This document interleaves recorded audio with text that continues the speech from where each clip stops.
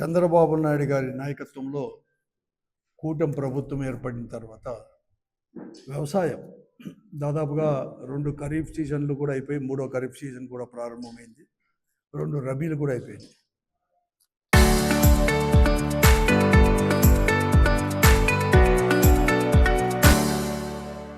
రెండు సంవత్సరాల నుంచి కూడా సంక్షోభ దిశలో కూడా పయనిస్తూ ఉంది ఈ రాష్ట్రం.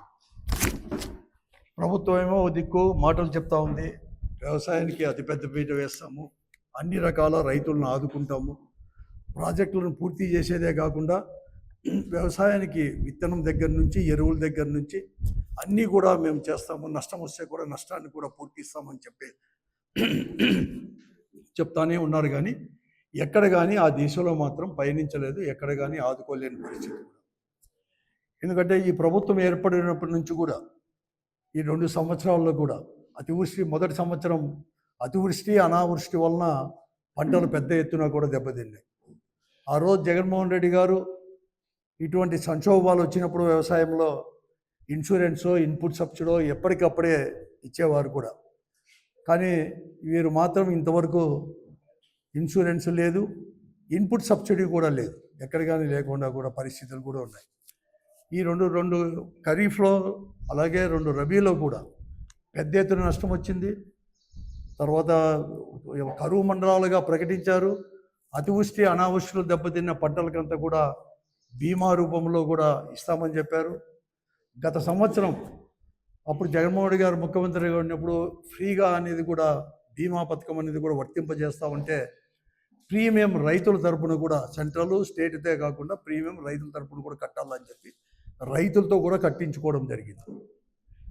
ఇన్సూరెన్స్ ₹1 రాలేదు, ఇంతవరకు రైతులకు చెల్లించలేదు 2 సంవత్సరాలు, అన్ని ఖరీఫ్ కావచ్చు రబీ కావచ్చు. అట్లా హార్టికల్చర్కి కానీ ఈదురుగాలి వలన దెబ్బలు తిన్న హార్టికల్చర్ కావచ్చు, లేకపోతే వ్యవసాయానికి పంటలకు వేసుకునే దానికి కూడా దాదాపుగా ₹120 కోట్ల ఈరోజు ఒక ఇన్పుట్ సబ్సిడీనే ఈరోజు ప్రభుత్వం ఇస్తామని ప్రకటించి ఈ 2 దాంట్లో మాత్రం ఇవ్వలేకుండా ₹1 కూడా చెల్లించని వైనాన్ని ఈ జిల్లాలో మనం అందరూ కూడా చూస్తూనే ఉన్నాం. అలాగే ఎక్కడ కానీ బీమా మొత్తం కూడా కంపెనీల దగ్గర నుంచి రాలేదు. ఇదిగో అదిగో అని చెప్పారు కానీ ఇంతవరకు కానీ రాకోకుండా పరిస్థితి కూడా ఈరోజు ఉన్న పరిస్థితి కూడా చూస్తూనే ఉన్నాం. ఇదంతా కూడా ఇదే జగన్మోహన్ రెడ్డి గారు ముఖ్యమంత్రిగా ఉన్నప్పుడు ఈ అనంతపురం జిల్లాలోనే 1160 కోట్లు 5 సంవత్సరాల్లో కరువు అనేది కూడా లేదు. అయినా కూడా ఎక్కడెక్కడ దెబ్బతిన్నట్టు కానీ కొన్ని అట్లా దాంట్లో కూడా 1160 కోట్ల రూపాయలు కూడా మన బీమా రూపంలో కూడా చెల్లించడం జరిగింది. 436 కోట్ల రూపాయలు కూడా ఇన్పుట్ సబ్సిడీ కూడా చెల్లించడం జరిగింది. కానీ ఇంతవరకు కూడా రాలేదు. పోతే పోయిన ఖరీఫ్ అన్న పోనీ, రబీలు అన్న పోనీ, కనీసం ఈ ఖరీఫ్లో అయినా ఈ సంవత్సరమైనా ఆదుకుంటారేమో అంటే మొట్టమొదటి నుంచి కూడా ఎలినినో ప్రభావం ఉంటుందని చెప్పేసి శాస్త్రవేత్తలు చెప్తూనే ఉన్నారు. భారతదేశం అంతా ఉన్నా కూడా దక్షిణాది రాష్ట్రాలు ఎక్కువగా ఉంటుంది ప్రభావం అని చెప్పినా కూడా ఎక్కడ కానీ ఈ ఎలినో ప్రభావం ఎలా ఎదుర్కోవాలి వస్తే అనేది కూడా ఎక్కడ కానీ ప్రభుత్వం అనేది కూడా ఆలోచన కూడా చేయకుండా వైనాన్ని కూడా మనం చూస్తూనే ఉన్నాం. ఇప్పుడు కూడా ఈ జిల్లాలోనూ తీసుకోండి సాగు, ఎందుకంటే మంచి కార్తీలు అయిపోయినాయి, ఆరుద్ర కార్తీలు అయిపోయింది, ఇంకా ముంగారి కార్తీ ఇవన్నీ కూడా వచ్చేసి అది కూడా 20వ తేదీకి కూడా, ఈ నెల 20వ తేదీకి అంటే ఇంకా 13 రోజుల్లో కూడా ఆ మంచి కార్తీ కూడా ముగిసే పరిస్థితి కూడా వచ్చేసింది. దాదాపుగా ఈ జిల్లాలో 8,65,000 ఎకరాలు సాగు భూమి ఉంటే ఈ జిల్లాలో ఇంతవరకు విత్తనం పడింది 1,38,000 ఎకరాలు దాదాపు అని నిన్ననే ప్రభుత్వమే అధికారులే ప్రకటించడం కూడా జరిగింది. దానిలో ఈ 8,65,000 ఎకరాలు దాదాపు సగ భాగం అనేది కూడా వేరుశనగ వేసేవారు జిల్లాలో. జగన్మోహన్ గారు ఉన్నప్పుడు 1,00,000 నుంచి 1.5 లక్షల క్వింటాలు కూడా సబ్సిడీతో విత్తనం సప్లై చేసేవారు. కానీ ఈ ప్రభుత్వం లాస్ట్ ఇయర్ కంటే తక్కువగా కేవలం 55,000 క్వింటాలు సబ్సిడీతో ఇస్తామని చెప్పేసి ప్రకటించి ఇంతవరకు సప్లై చేసింది మాత్రం 25,000 క్వింటాలు కూడా సప్లై చేయలేని పరిస్థితి కూడా. అది కూడా నాణ్యత అనేది కూడా చాలా లోపించింది, నాసి రకంగా ఉన్నాయి విత్తనాలు, ఇవి లేకోకుండా అయిపోయింది. ఎరువుల ధరలు విపరీతంగా పెరిగిపోయిన ఎరువులు కూడా దొరకలేని పరిస్థితి. ఉండిన యూరియా బస్తాను కూడా 150 రూపాయల నుంచి 200 రూపాయలు కూడా బ్లాక్లో అమ్ముకునే పరిస్థితి లాస్ట్ ఇయర్ చూసాం. ఇప్పుడు అదే పరిస్థితి ఉన్నాం. ప్రభుత్వం ఏమో కొత్తగా మేమంతా కూడా యాప్లో చేయాలంటే యాప్లో ఎట్లా చేసుకోవాలని చెప్పి ఒక సామాన్యమైన రైతుకి, ముఖ్యంగా చిన్నకారు సన్నకారు రైతులకి, చదువు కూడా చదువుకోలేని రైతులకి ఎలా అప్లై చేసావో తెలియదు. మళ్ళీ వాళ్ళని అప్రోచ్ చేస్తున్నారు. ఎలా జరుగుతుందో కూడా అందరికీ కూడా తెలిసిన విషయం. పత్రికల్లో పతాక శీర్షికల్లోనే వస్తాయి. కానీ ఎవరు కానీ పట్టించుకోలేని పరిస్థితి కూడా ఉంది అనమాట ఈరోజు కూడా.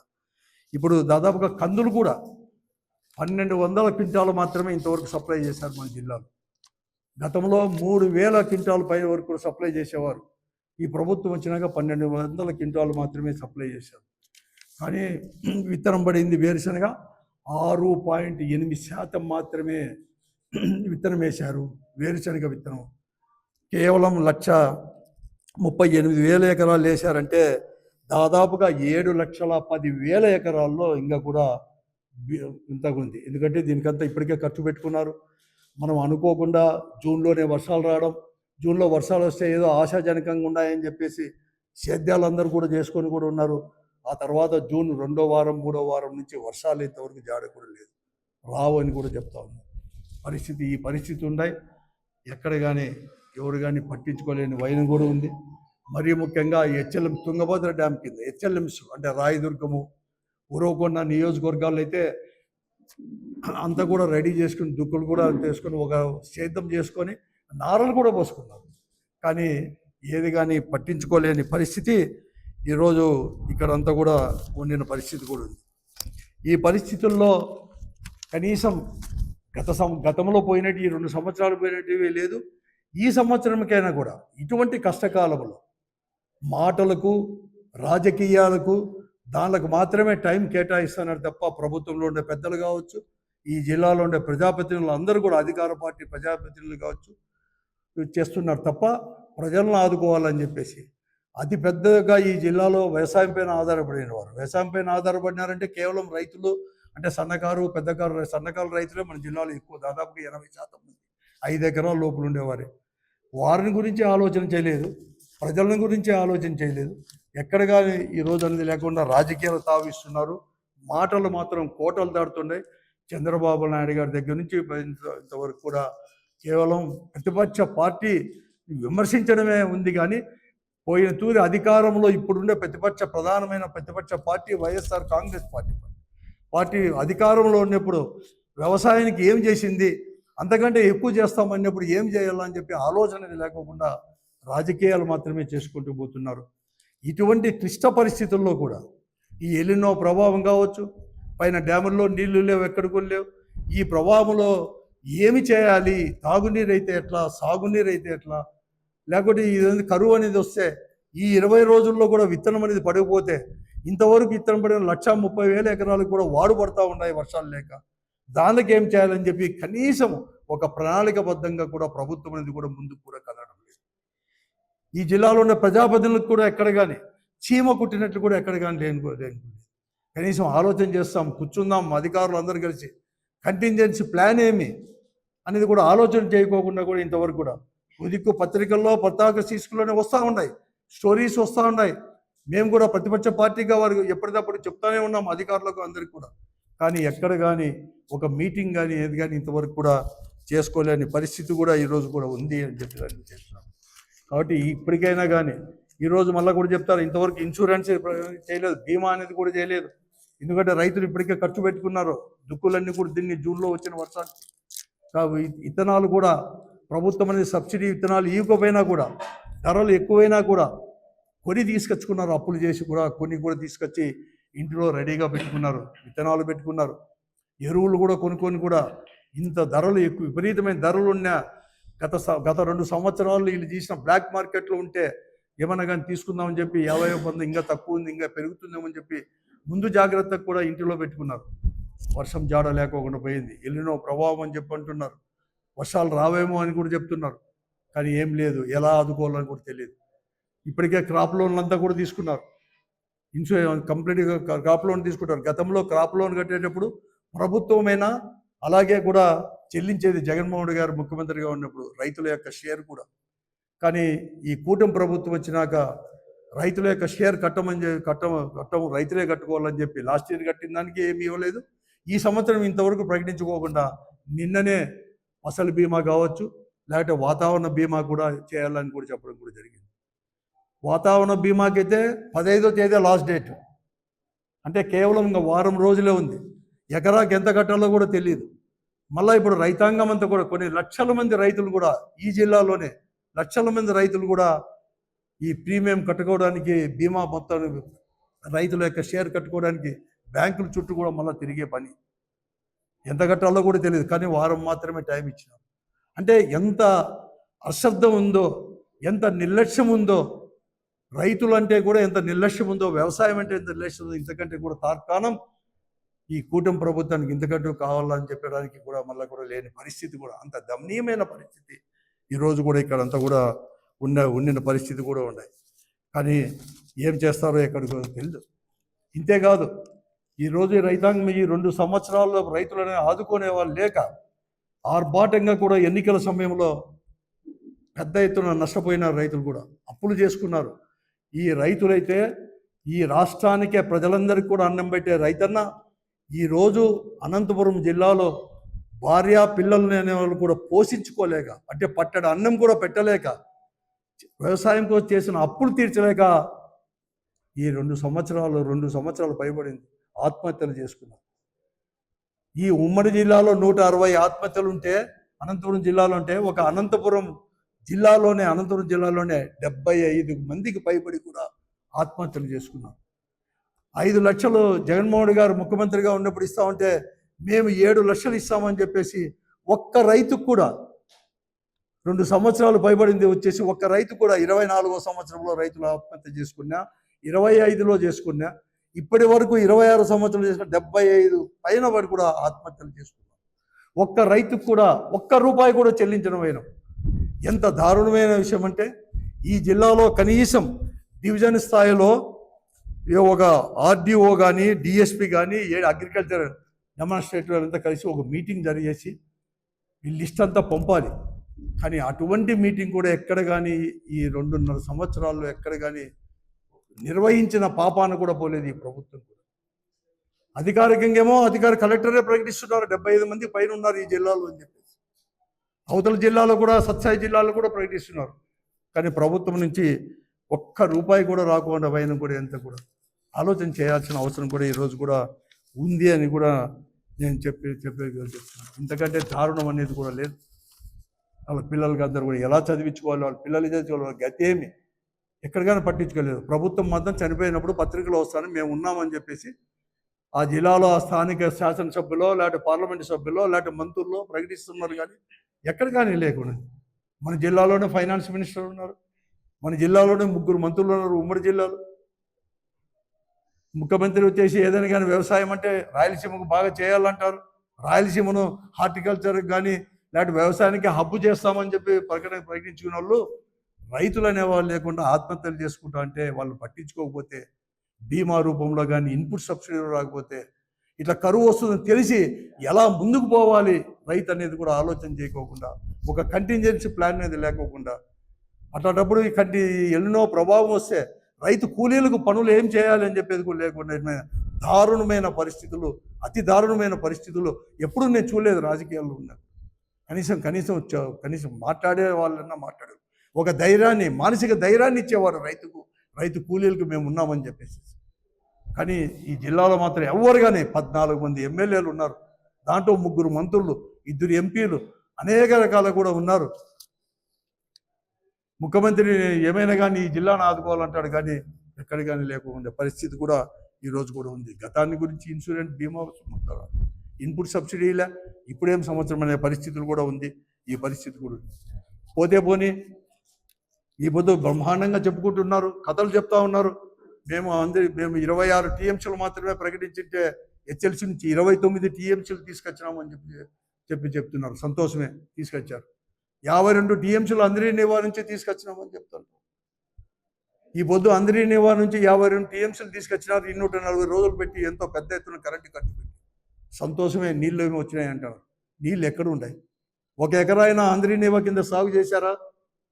పోతేవన్నీ మేము చెరువులకు 160 చెరువులకు ఉమ్మడి అనంతపురం జిల్లాలో ఇచ్చినామంటున్నారు. ఎన్ని చెరువులకు పూర్తిగా నింపారు? ఎన్ని చెరువులకు అర్థం మాత్రమే నింపారు? లెక్కాచారాలు ఉన్నాయా? మైనర్ ఇరిగేషన్ దగ్గర ఉన్నాయా? తుంగభద్ర నుంచి ఏమైనా వచ్చింది? మేజర్ ఇరిగేషన్ డిపార్ట్మెంట్ దగ్గర ఏమైనా ఉన్నాయా? ఎన్ని పంటలు పండినాయి? ఏం కథ పండినాయి? ఎక్కడ దెబ్బతిన్నాయి? లాస్ట్ ఖరీఫ్లో కానీ రబీలో కానీ అందరి నివాలో ఇన్ని నీళ్లు తీసుకొచ్చినామంటారు. ఎక్కడ తీసుకుపోయినారు? కుప్పానికి తీసుకొని పోయినారో 52 టీఎంసీలో. ఈ జిల్లాలో అందరి నివా కింద 6,03,000 ఎకరాల ఆయకట్టు ఉంటే ఒక అనంతపురం జిల్లాలో, ఉమ్మడి అనంతపురం జిల్లాలోనే 3,48,000 అంటే 3.5 లక్షల ఎకరాల ఆయకట్టు తాగునీరు కాక ఆయకట్టు అధికారికంగా ఆ రోజు రాజశేఖర రెడ్డి గారు జీవో ఇచ్చారు.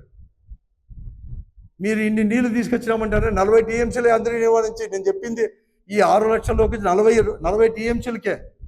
ఈ పొద్దు 52 టీఎంసీ నీళ్ళు తీసుకొచ్చినామంటున్నారు.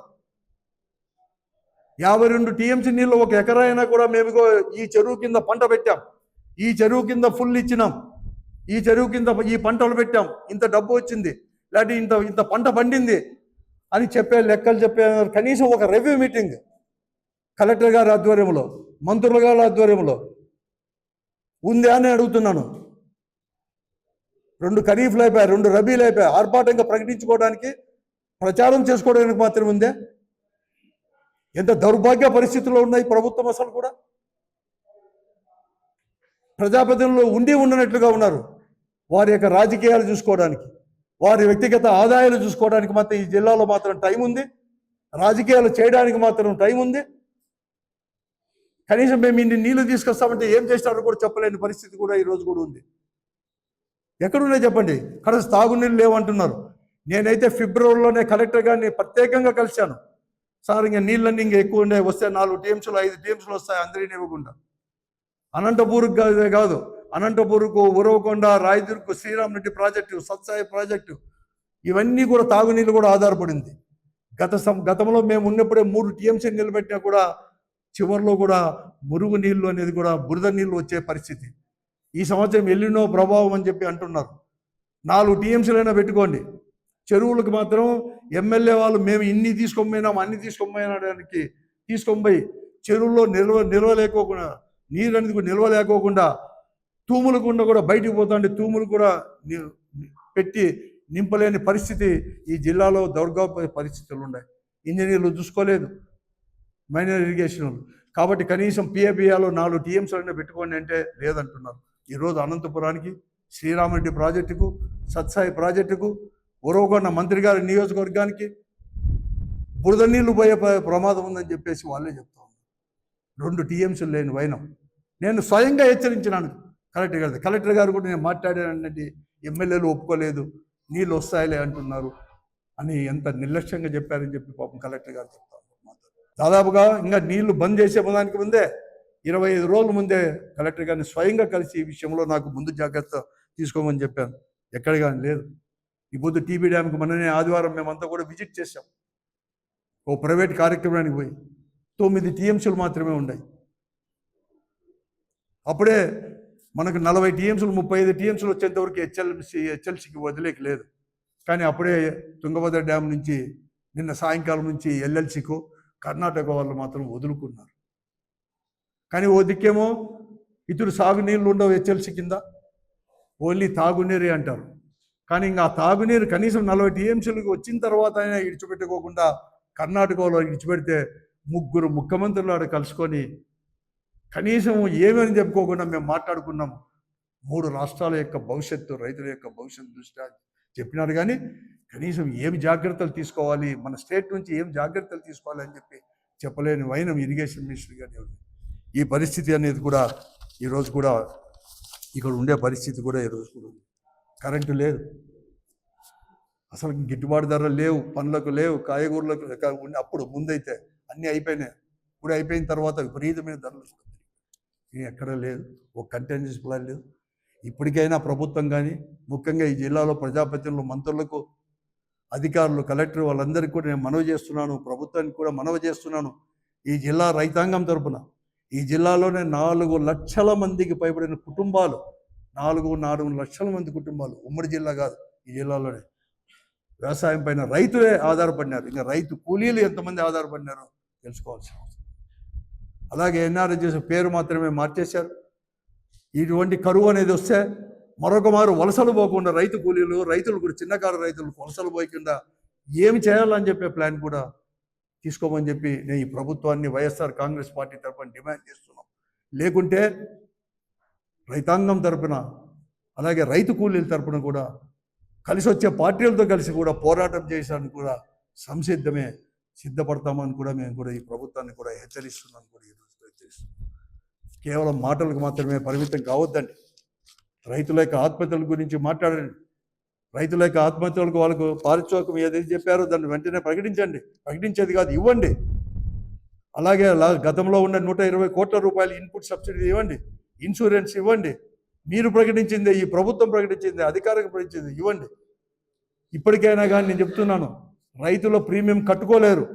మహా అయితే ఒక 600 కోట్లు 700 కోట్ల రూపాయలు జగన్మోహన్ రెడ్డి గారు ముఖ్యమంత్రిగా ఉన్నప్పుడు ఈ అదనంగా పడేదంతా కూడా ప్రభుత్వం తరపునే కట్టేవారు. ఇప్పుడు రైతులంతా కూడా మళ్ళీ బ్యాంకుల చుట్టూ తిరగలేరు. 15వ తేదీ వరకే టైం ఉంది, అంటే వారం టైం ఉంది. మీరే కట్టండి. కనీసం ఈ ఎలినో ప్రభావం వలన రైతులను ఆదుకోండి, ఒక ధైర్యం ఇవ్వండి, మానసిక ధైర్యాన్ని ఇవ్వండి రైతాంగానికి. ఆత్మహత్యలో దానికంతా కూడా పోరు, వలసలకు పోరు, ధైర్యాన్ని ఇవ్వండి. ప్రభుత్వం యొక్క విధి అది, కనీస బాధ్యత. మీరు సంపాదించుకోవడానికో, మీ రాజకీయాలు చేయడానికో, మీ పదవులు అనుభవించుకోవడానికో కాదు. ప్రభుత్వం మిమ్మల్ని ప్రజలు కూర్చోబెట్టింది అక్కడ ప్రజాప్రతినిధులుగా. ఈ జిల్లా ప్రజలను లేకపోతే ఈ జిల్లా రైతాంగం గురించో, రైతు కూలీల గురించో ఇవన్నీ ఆలోచన చేయమని చెప్పడానికి ఈరోజు కూడా కథలు కాదు చెప్పడానికి అని చెప్పి కూడా ఈ ప్రభుత్వం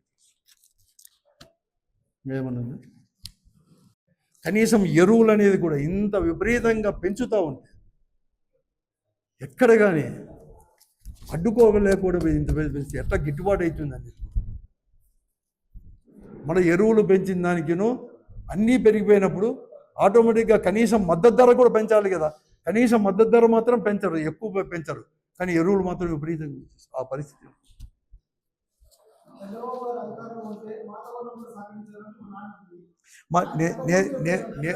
అది చంద్రబాబు నాయుడు గారు మొట్టమొదటి నుంచి కూడా అతనికి స్థిరమైన అభిప్రాయం వ్యవసాయం పైన, రైతుల పైన ఉంది.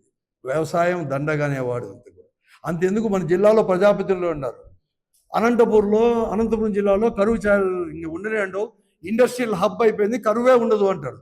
అసలు కరువుకు ఇండస్ట్రీలో జరిగే లేబర్కును లేకపోతే ఇండస్ట్రీ జరిగే ఉద్యోగాలకును కరువుకు ఏం సంబంధం?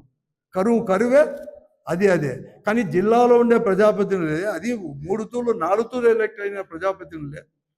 ఇంకా అసలు అనంతపురం జిల్లాలో, ఉమ్మడి అనంతపురం జిల్లాలో కరువు ఛాయలే ఉండవు. ఏమంటే ఇండస్ట్రియల్ హబ్ చేసేస్తున్నామంటారు. అసలు ఇండస్ట్రియల్ హబ్ అంటే ఇంకెవరిని ఎందుకు డివేట్ ఎందుకు కాల? సోలార్ వస్తుంది. చంద్రబాబు నాయుడు గారు కానీ ఎవరైనా కానీ ఒకవేళ ప్రకృతి వైపరీత్యాలు వస్తే, అతివృష్టి కావచ్చు, అనావృష్టి కావచ్చు వచ్చినప్పుడు ప్రభుత్వం దగ్గర నుంచి ఎలా ఆదుకోవాలని చెప్పేసి అదే కంటింజెన్సీ ప్లాన్, అదే ప్రత్యామ్నాయ మార్గాలు. మేము ఉన్నామని ధైర్యాన్ని ఇవ్వాల్సిన పని ఉంది. 2 సంవత్సరాలు ఇవ్వలేకపోయారు. టోటల్ వైఫల్యంగా ద్రోహం చేశారు, రైతాంగానికి ద్రోహం చేశారు. ఇస్తామని చెప్పి వాళ్ళకి రావాల్సింది ప్రీమియం కట్టినా కూడా వాళ్ళకి రావాల్సిన సొమ్ము కూడా రాకోకుండా ఈరోజు చేసిన వైనాన్ని చూస్తాం. ఇప్పటికీ లేదు ఏం చేయాలనేది. నేనేదో వాతావరణం అంతా కూడా అతని పైన కూడా మేమేమి చెప్పడం లేదు, కానీ అటువంటి పరిస్థితులు వచ్చినప్పుడు ఏం చేయాలి అని చెప్పేది కూడా చేస్తాం. అది లేకుండా